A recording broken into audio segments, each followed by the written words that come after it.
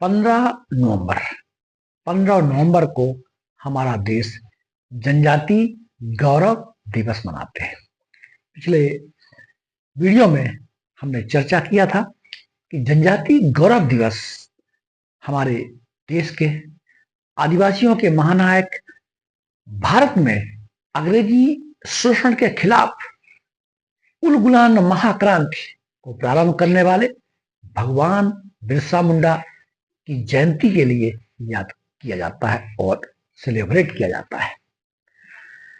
भारत में आदिम जातियों की, जनजातियों की ऐसी ही गौरवशाली गाथाएं से इतिहास भरा पड़ा है। वो चाहे देश के अंग्रेजों के खिलाफ, शोषण के खिलाफ आवाज रही हो, या भारतीय सांस्कृतिक विविधता और सांस्कृतिक विशेषताओं को बनाए रखने की बात हो। भारत में आदिवासी गौरवशाली व्यक्तित्वों की एक लंबी श्रृंखला है। देश की आजादी के समय हम बात करें तो संथाल समूह में सिद्धू और कानू हो, मुंडा समाज में भगवान बिरसा मुंडा हो, भगत समाज में टाना भगत हो, दक्षिण भारत में जाए तो रामोसी और रंपा विद्रोह के लिए अल्लूरी सीताराम राजू, और आजादी के लिए कुर्बान देने वाले गोंड शासकों में से संग्राम शाह, कुंवर शाह, दलपत शाह, रानी दुर्गावती, रानी कमलावती हो, या मामा टंट्या भील हो। इनकी गौरव गाथा स्वर्णिम अक्षरों में हमारे भारतीय इतिहास में अंकित है। आदिम समाज न केवल आजादी के लिए अपितु तो अपने जल, जंगल और जमीन को बचाए रखने के लिए कुर्बानियां दी हैं, अपितु तो अपने सांस्कृतिक विरासत को सजोने, संवारने और संरक्षण देने के लिए पूरी दुनिया में परचम भी फैलाया है। ऐसे ही आज हम कुछ नामों की चर्चा करेंगे। हम चर्चा करना चाहेंगे कि भारत में सांस्कृतिक क्षेत्र में और जो हमारे देश की सांस्कृतिक विरासत है उसको बढ़ाने में जिन जनजातीय व्यक्तित्वों ने अपना योगदान दिया है उनके संबंध में हम चर्चा करना चाहेंगे। हम शुरुआत करते हैं गोंडी चित्रकला से। गोंड भारत का सबसे बड़ा आदिम समूह है जो कि अपनी सांस्कृतिक विशेषता के लिए पूरे भारतवर्ष में जाना जाता है। हम बात करेंगे मध्य प्रदेश की। मध्य प्रदेश का डिंडोरी जिला का पाटनगढ़ गांव जहां की जनगण सिंह श्याम का जन्म हुआ था, और जनगण सिंह श्याम ही गोंडी चित्रकला के जन्मदाता भी माने जाते हैं।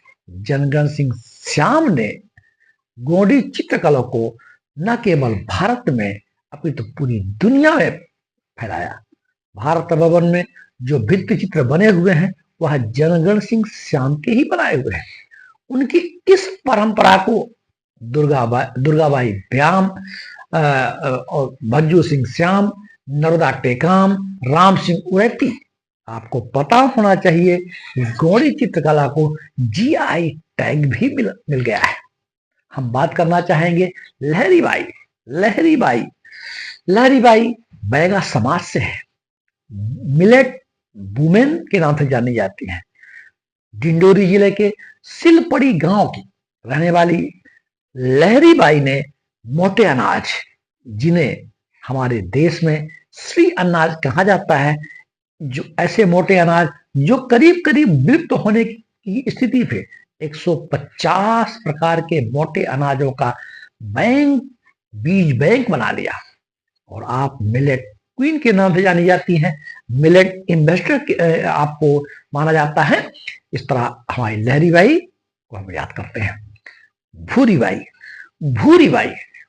पद्मश्री से सम्मानित है। भीलों में भील समाज से संबंध रखती हैं, और भील समाज का जो पिथौरा भित्ति चित्र जो दीवारों में चित्रकारी की जाती है, पूरी दुनिया में प्रसिद्ध है और बहुत ही शानदार कलाकारी की जाती है। मध्य प्रदेश और गुजरात की सीमा के पास बसे हुए भील समाज के मोटी बावड़ी गांव में जन्मी भूरीबाई को पद्मश्री अवार्ड भी मिला है। आप गरीबी में अपना जीवन आपके जीवन की शुरुआत होती है। भारत भवन में आपने मजदूरी का काम भी किया है, भारत भवन के निर्माण में आपका योगदान है। तो इस तरह आपकी जो चित्रकला है, पिथौरा भित्ति चित्र के लिए आप पूरी दुनिया में जाने जाते हैं। हम बात करते हैं जोधैया बाई की। जोधैया बाई जो कि बैगा समाज से ताल्लुकात रखती हैं, उमरिया, मध्य प्रदेश के उमरिया जिले के लोधा गांव की रहने वाली है। आपकी पेंटिंग बहुत प्रसिद्ध है। आपको पद्मश्री अवार्ड और नारी शक्ति सम्मान से भी सम्मानित किया गया है। कांता खट से मंडला के पिंडरी ग्राम में जन्मी आपके द्वारा कलात्मक झाड़ू बनाए जाते हैं। आपने 118 प्रकार के कलात्मक झाड़ू, शानदार और सुंदर झाड़ुओं की प्रदर्शनी लगाई है और कलात्मक झाड़ू बनाने के लिए आप जानी जाती है। फुलझरिया बाई आप भी डिंडोरी, मध्य प्रदेश के डिंडोरी जिले के रहने वाली हैं और आपने जो मिलेट्स हैं, मोटे अनाज है, उनका मिलेट्स बैंक बीज तैयार किया है, इसके लिए भी आप जाने जाते हैं। इस तरह ऐसे जनजाति गौरवशाली व्यक्तित्वों को हम याद करते हैं, नमन करते हैं और हमारे समृद्धशाली सांस्कृतिक विरासत को आगे बढ़ाने में आपकी योगदान को सदा ही सराहना मिलती रहती है। साथ ही इस जनजाति गौरव दिवस में हमें यह भी याद रखना चाहिए कि जनजातियों के जो अतीतशाली गौरवशाली परंपरा थी, उसको पुनर्जीवित करने, उसको आगे बढ़ाने, ताकि भारत की एकता, अखंडता, सांस्कृतिक विविधता और सांस्कृतिक समृद्धि सदा ही जीवंत बनी रहे, जिसमें आदिम समाजों के योगदान को याद किया जाना चाहिए। साथ ही उनकी योगदान को हमारे जीवन में उनकी महती भूमिका को हर वक्त हमें सलाम करते रहना चाहिए और अपने ही समाज की मुख्य धारा में उन्हें लाने के लिए हमारे शासन के द्वारा, भारत सरकार के द्वारा, मध्य प्रदेश सरकार के द्वारा किए जा रहे प्रयासों को जन जन तक फैलाने का और जनजातीय समाज को समाज की मुख्य धारा में शामिल करने का